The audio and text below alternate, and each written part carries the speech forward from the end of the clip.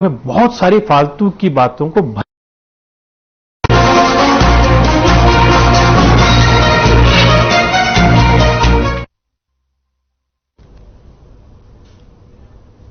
नमस्कार, स्वागत है आपका बुलेटिन में और मैं हूं आपके साथ दुर्गेश पांडे। प्रदेश में सभी सियासी पार्टियां चुनावी तैयारियों में जुट गई हैं। 2024 में होने वाले लोकसभा और 2024 में होने वाले विधानसभा चुनाव को लेकर सभी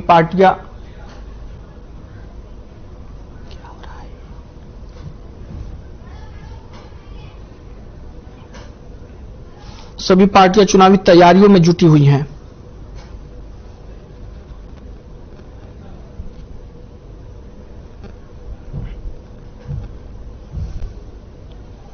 इसी सिलसिले में मुख्यमंत्री मनोहर लाल ने कई प्री बजट मीटिंग की। इस दौरान सीएम ने सांसदों और विधायकों के साथ भी बैठक की और चुनावी तैयारियों को लेकर भी चर्चा की गई। वहीं 10 और 11 फरवरी को भिवानी में बीजेपी की प्रदेश कार्यकारिणी की बैठक हुई, जिसमें 2024 के लिए चुनावी रणनीति और सरकार की योजनाओं पर चर्चा हुई। वहीं 12 फरवरी को गुरुग्राम में ही इंटक की प्रदेश स्तरीय कार्यक्रम का आयोजन हुआ, जिसमें बेरोजगारी, महंगाई और भ्रष्टाचार जैसे मुद्दों पर चर्चा की गई। इस दौरान नेता प्रतिपक्ष भूपेंद्र सिंह हुड्डा और कांग्रेस प्रदेशाध्यक्ष उदय भान ने सरकार पर जमकर निशाना साधा।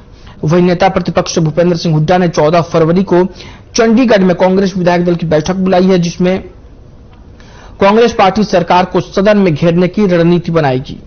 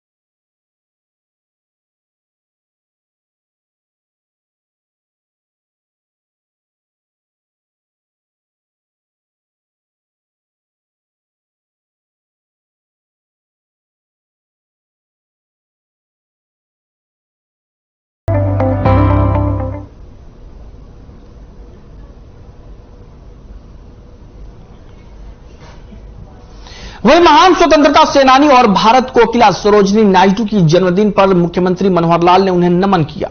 सीएम ने अपने ट्वीट में लिखा कि गांव-गांव घूमकर महिलाओं के उत्थान तथा लोगों के मन में देश प्रेम की अलख जगाने वाली महान स्वतंत्रता सेनानी भारत कोकिला श्रीमती सरोजिनी नायडू जी की जन्मदिन पर उन्हें कोटि कोटि नमन। उनके आदर्श विचार हमें सदैव महिला सशक्तिकरण के लिए प्रेरित करते रहेंगे।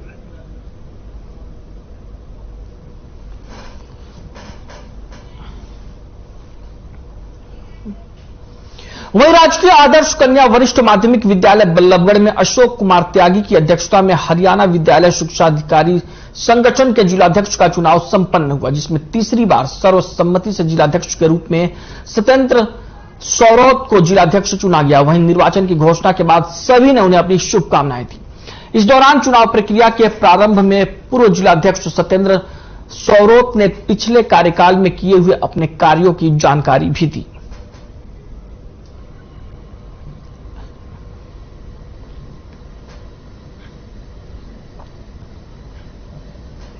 Haryana school education officers association district president Faridabad का यह चुनाव था और मैं पिछले टर्म में भी प्रधान रहा हूं और पिछले 3 वर्ष के कार्यकाल में हमने बहुत सारे काम किए और सभी साथियों ने अभी सर्वसम्मति से पुनः मुझे निर्वाचित घोषित किया है, तो मैं सभी का आभार व्यक्त करता हूं और मैं आगे चल करके यह आश्वासन देता हूं कि मैं आप सबके साथ सदैव आगे खड़ा रहूंगा और प्रदेश भर में भी जहां कहीं आवश्यकता होगी वहां भी मैं जाऊंगा, सभी मीटिंग्स में जाऊंगा। कहीं पर भी कोई डायरेक्टर से मिलने की बात होगी, कहीं अधिकारियों से मिलने की बात होगी, वहां पर मैं सदैव आपको सामने खड़ा हुआ मिलूंगा। हाँ, मेरा इसके लिए यही विचार है, जो हमारा एसोसिएशन का जो चुनाव हुआ है वो इन्हीं मुद्दों के ऊपर है कि हम स्कूलों में अच्छा करें, परंतु हमें इसके लिए करने के लिए अवसर नहीं मिलता। स्कूल में पढ़ाई के अलावा हमारे से जो बहुत सारे कार्य ऐसे कराए जाते हैं जिनसे हमारे स्कूलों में बुरा प्रभाव पड़ता है।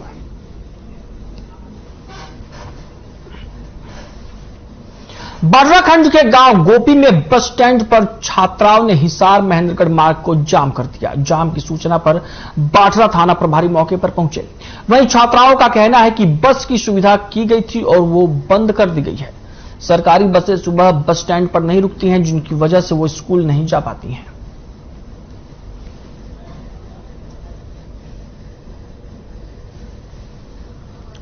तस्वीरें आप देख सकते हैं अपनी टीवी स्क्रीन पर।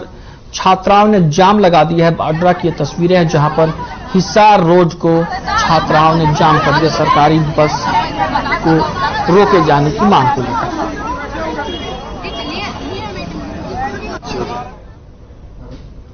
खबर बाडरा से है जहां फसल पंजीकरण के मामले में बाडरा खंड चरखी दादरी जिले में पहले स्थान पर है। दादरी जिले में 62.65% फसलों का पंजीकरण हुआ है, जबकि बाडरा खंड में अभी तक 87.96% क्षेत्र का मेरी फसल मेरा ब्यौरा पोर्टल पर पंजीकरण कराया जा चुका है।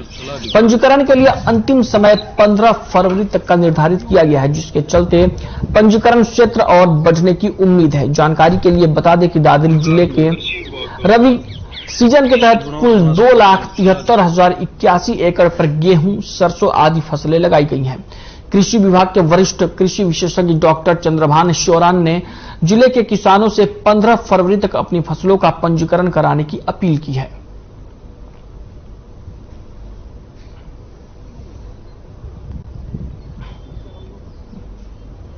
हरियाणा सरकार कृषि विभाग द्वारा किसान के कल्याण के लिए चलाई जा रही लगभग 15 योजनाओं में सबसे अधिक कारगर जो योजना है, जो पोर्टल है, वो मेरी फसल मेरा ब्यौरा है। और तकरीबन और अधिकतम योजनाओं का आधार जो है मेरी फसल मेरा ब्यौरा पोर्टल ही है। इसलिए किसान भाइयों से मैं अनुरोध करता हूं कि जो कृषि विभाग की स्कीमें हैं उनका लाभ उठाने के लिए मेरी फसल मेरा ब्यौरा पर अपना पंजीकरण अवश्य करवा लें, ताकि योजनाओं का लाभ उठाया जा सके।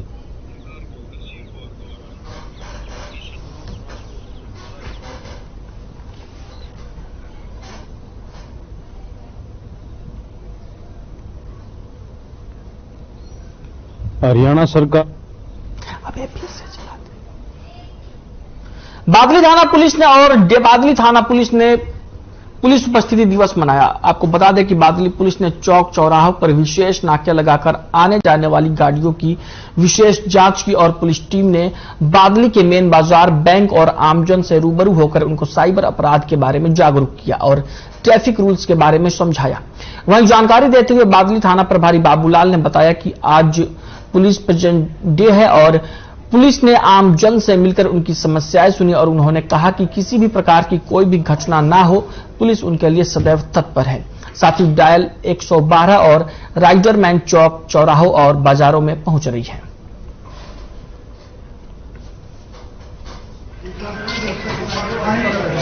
आज पुलिस प्रेजेंट डे के उपलक्ष्य में पूरे हरियाणा में मेन बाजारों में, भीड़ भाड़ वाले इलाकों में, बैंकों में और शैक्षणिक संस्थानों में पुलिस घूमकर गश्त कर रही है, फुट पेट्रोलिंग कर रही है, लोगों से मिल रही है, लोगों की समस्या के बारे में जानकारी प्राप्त कर रही है और एक आम जनता में पुलिस के प्रति एक कॉन्फिडेंस क्रिएट करने के लिए मुहिम चलाई जा रही है और इस प्रकार के तत्वों को भी तय किया जा रहा है ताकि अपराध को लगाम लगाए।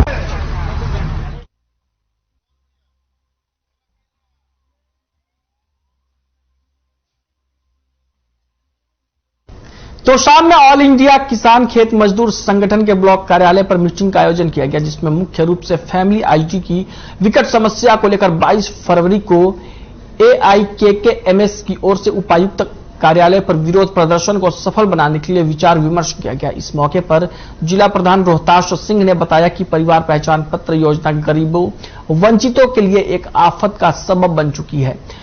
ये पूरी तरह से अव्यवहारिक और गैर जरूरी है। सरकार जब आधार कार्ड को यूनिक आईडी मानती है तो तमाम सरकारी सुविधाओं में परिवार पहचान पत्र के नाम से अलग से एक नई फैमिली आईडी की अनिवार्य शर्त होने का कोई औचित्य नहीं है। इस मौके पर संगठन के जिला प्रधान रोहताश सिंह ने बताया कि गजब की बात है कि 2012 में सरकार 2 लाख रुपए सालाना आमदनी वाले व्यक्ति को बुढ़ापा सम्मान निधि का पात्र मानती थी और अब 2023 में कई गुना महंगाई बढ़ जाने और रुपए की कीमत घट जाने पर भी सरकार 1,80,000 रुपए सालाना आमदनी वाले आदमी को अमीर और इन सब सुविधाओं के लिए अपात्र मानती है। इस दौरान उन्होंने फैमिली आईडी की इस जन विरोधी योजना के खिलाफ भिवानी में विरोध प्रदर्शन में शामिल होने का किसान मजदूरों से पुरजोर आह्वान किया।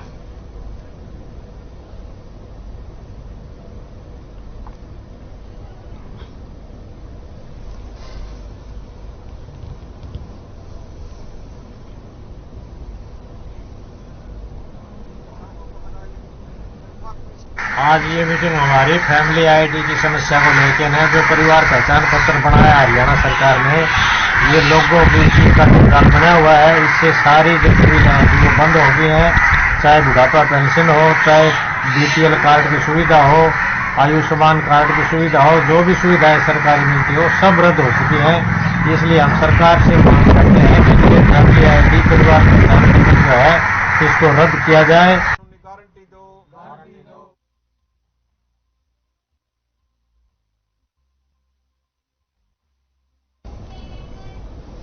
18,000 करोड़ रुपए की लागत से बनने वाले दिल्ली मुंबई एक्सप्रेसवे के पहले चरण का उद्घाटन कर दिया गया है। प्रधानमंत्री नरेंद्र मोदी ने इसका उद्घाटन किया।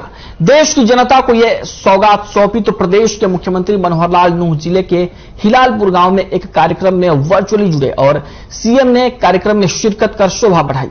दौसा पहुंचने से पहले केंद्रीय सड़क एवं राजमार्ग मंत्री नितिन गडकरी, केंद्रीय मंत्री गजेंद्र सिंह शेखावत, केंद्रीय मंत्री राव इंद्रजीत सिंह, उप मुख्यमंत्री दुष्यंत चौटाला, केंद्रीय मंत्री जनरल वीके सिंह और कई और बड़े नेताओं ने हालात का जायजा लिया। आपको बता दें कि दिल्ली मुंबई एक्सप्रेसवे हरियाणा के क्षेत्र में 129 किलोमीटर लंबा है। राजमार्ग की कुल लंबाई दिल्ली से मुंबई तक 1386 किलोमीटर है। तकरीबन 1250 करोड़ रुपए की लागत इस पर आएगी और शुरुआती फेज का उद्घाटन किया गया है, जिसमें 9 टोल प्लाजा है। इस मार्ग की खासियत यह है कि यह राष्ट्रीय राजमार्ग सीसीटीवी कैमरे से पूरी तरीके से लैस है। इस राजमार्ग पर सफर करने वाले यात्रियों को सभी सुविधाएं मिलेंगी। मुख्यमंत्री मनोहर लाल ने प्रधानमंत्री नरेंद्र मोदी का धन्यवाद किया और कहा कि आज का दिन देश के लिए ऐतिहासिक है।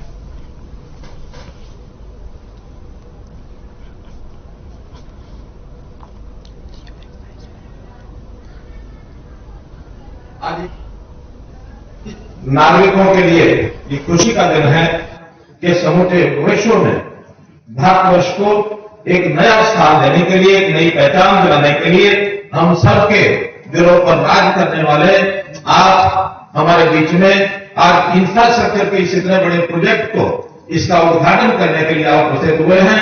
मैं हरियाणा की 2.5 करोड़ जनता की ओर से आपका बहुत बहुत धन्यवाद करता हूं। दिल्ली वडोदरा मुंबई एक्सप्रेसवे ये एक बड़ी सौगात है और इस बड़ी सौगात के लिए मैं आपके साथ साथ केंद्रीय सड़क परिवहन मंत्री एवं राजमंत्री श्री नितिन गडकरी जी का, राजमार्ग मंत्री श्री नितिन गडकरी जी का भी बहुत बहुत स्वागत करता हूं। ये एक्सप्रेसवे दिल्ली से मुंबई तक लगभग 1380 किलोमीटर लंबाई है। ये हरियाणा के एक बहुत बड़े भाग 129 किलोमीटर हरियाणा में से होकर के निकलता है। ये राजमार्ग केवल 2 बड़े शहरों को, दिल्ली मुंबई अथवा 5 राज्यों को जोड़ने वाला ही ये मार्ग नहीं है, बल्कि ये राजमार्ग जहां हमारी आर्थिक प्रगति को आगे बढ़ाने वाला है, वहां ये हमारी हरियाणा की जो सांस्कृतिक पहचान है, हमारा हरियाणा का देसीपन, उसको मुंबई के आधुनिकीकरण के जो हमारी महाराष्ट्र की संस्कृति है उसके साथ ये जोड़ेगा। निश्चित रूप से ये जो राजमार्ग 8 लेन का जो बना है, गुरुग्राम से अभी जो पहला इसका उद्घाटन हो रहा है, ये गुरुग्राम से जयपुर होते हुए सवाई माधोपुर से होकर के गुजरेगा।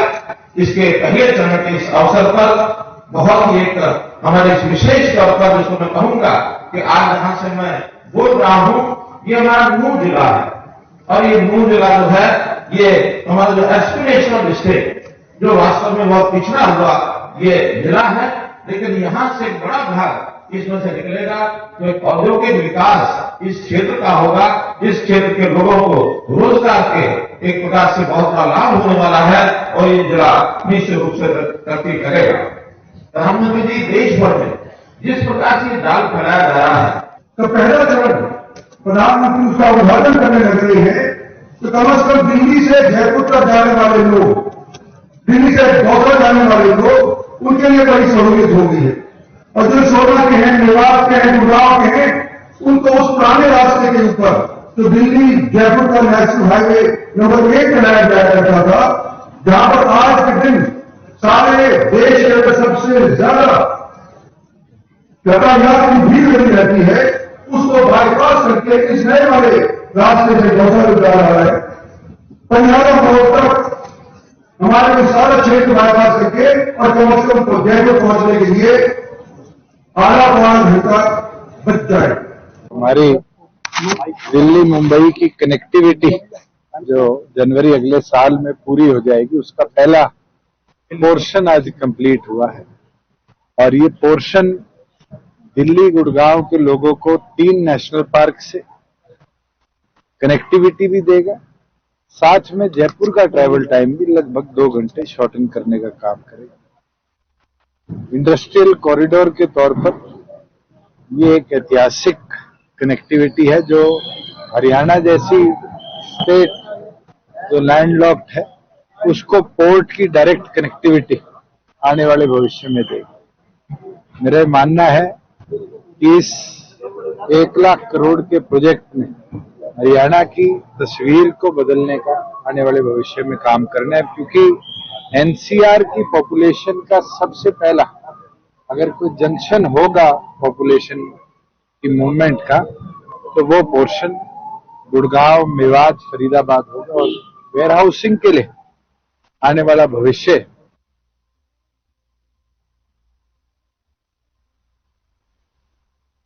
देश का सबसे लंबा एक्सप्रेसवे 6 राज्यों से होकर गुजरेगा। ये एक्सप्रेसवे 2024 से पहले अमेरिका जैसा होगा रोड इंफ्रास्ट्रक्चर। दिल्ली जयपुर के बीच डाले जाएंगे इलेक्ट्रिक केबल। 12,150 करोड़ रुपए में बना 247 किलोमीटर का यह फेज है। पहला ग्रीनफील्ड एक्सप्रेसवे होगा। शुद्ध हवा निकलेगी। लगाए जा रहे हैं 10 लाख से ज्यादा पौधे। प्रदूषण कम करने में होंगे सहायक। 3 एनिमल अंडरपास वाला एशिया का पहला expressway. Delhi Mumbai expressway phase 1 का उद्घाटन।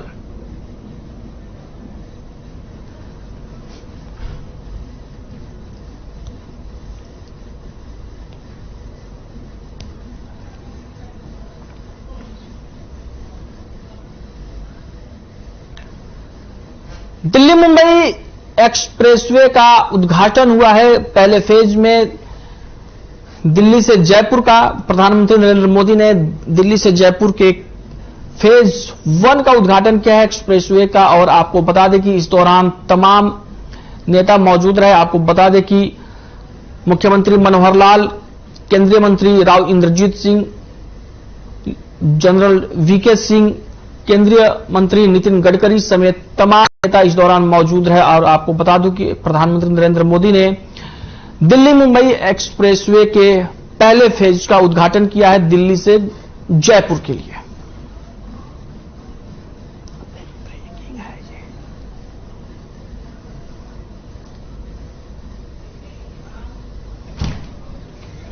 बात करेंगे इस वक्त की बड़ी खबर की। इस वक्त की बड़ी खबर बवानी खेड़ा से आ रही है। हथियारों के बल पर 22,500 रुपए की लूट। हथियारबंद 3 बदमाशों ने दिया घटना को अंजाम। बालाजी मेडिकल हॉल में दिया घटना को अंजाम। पूरी घटना सीसीटीवी में हुई कैद। मामले की जांच में जुटी पुलिस। बवानी खेड़ा से इस वक्त की बड़ी और अहम खबर। हथियारों के बल पर बदमाशों ने मेडिकल हॉल में लूट की घटना को अंजाम दिया है। बालाजी मेडिकल हॉल में जो पूरी वारदात हुई है और पूरी घटना सीसीटीवी में कैद हो गई। मामले की जांच में जुटी पुलिस। हथियारों के बल पर 22,500 रुपए की लूट। बवानी खेड़ा से इस वक्त की बड़ी और अहम खबर हम आप तक पहुंचा रहे हैं। पूरी घटना सीसीटीवी फुटेज में हुई कैद। मामले की जांच में जुटी पुलिस।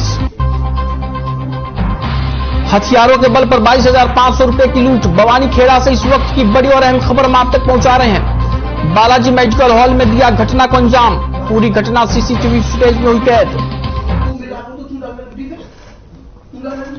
तस्वीरें आप अपनी टीवी स्क्रीन पर देख सकते हैं। तस्वीरें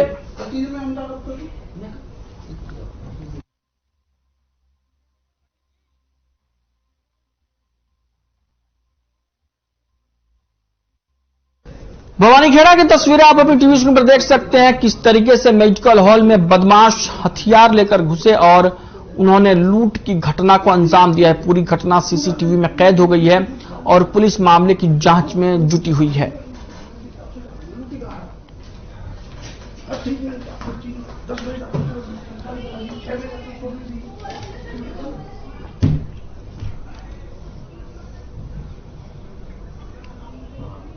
कल रात को महेश कुमार स्मोकिंग सिंह है जो वार्ड नंबर 11 के रहने वाले हैं।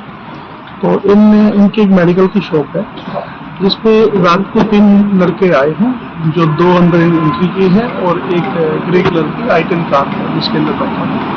तो उनके साथ झगड़ा करके और इनसे पैसे छीन करके लेके गए हैं जिसपे हमने अभियोग अंकित कर दिया है और अनुसंधान कर रहे हैं। क्या हुआ? 2 लड़के आए हैं, बड़ी गाड़ी में बैठा था और मैं अंदर से अखबार निकालने के गया। दोनों आपके यहाँ पे खड़े हुए हैं। एक जन ने गले में हाथ मारा है और दूसरे ने मेरी तरफ की गोली संभाल लिया। अच्छा, वैसे पैसे मांगे, मैंने मना कर दिया। फिर थोड़ा सा कम कीजिए उन्होंने। फिर मेरे को एक डंडा मारा है, ये भी चेक किए 2 बार। तीसरी बार फिर जेब में से पैसे निकाल दिए। फिर मैंने मोबाइल निकालने की कोशिश की है, फिर वो मोबाइल छीनने की कोशिश की उन्होंने मेरे साथ।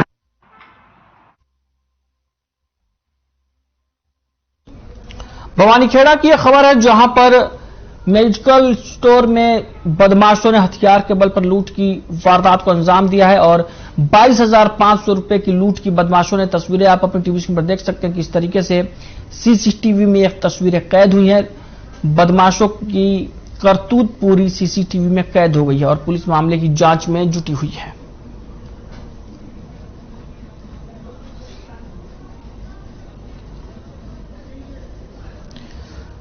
भवानी खेड़ा की खबर हम आप तक पहुंचा रहे हैं जहां पर मेडिकल हॉल में बदमाशों ने लूट की घटना को अंजाम दिया है। आपको बता दें कि 22,500 रुपए की लूट की वारदात को बदमाशों ने अंजाम दिया।